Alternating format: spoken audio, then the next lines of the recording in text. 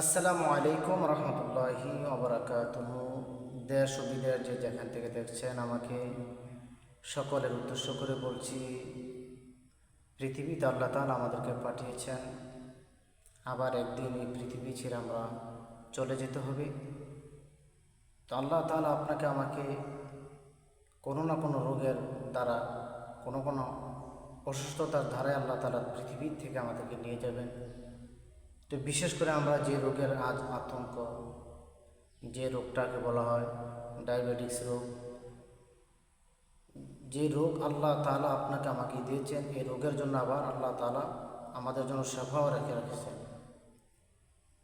মহাপবিত্র আল কোরআনুল কারিমে আল্লাহ তাআলা আমাদেরকে এই রোগের জন্য কি আয়াত, দোয়া নির্ধারিত করে রেখেছেন।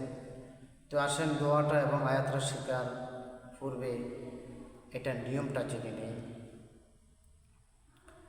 খাওয়ার পানিতে ফোক দিয়ে পান করলে ডায়াবেটিস রোগ থেকে সুস্থ হয়ে উঠবে ইনশাআল্লাহ। এখন যে দোয়াটা বলবো, এই দোয়াটা যখন আপনি মুখস্থ করে সদা সর্বদা পানি যখন খাবেন, এই পানিতে ফোক দিয়ে পানিটা পান করবেন, ইনশাআল্লাহ আল্লাহ তাআলা আপনার ডায়াবেটিস রোগ ভালো করে দিবে ইনশাআল্লাহ।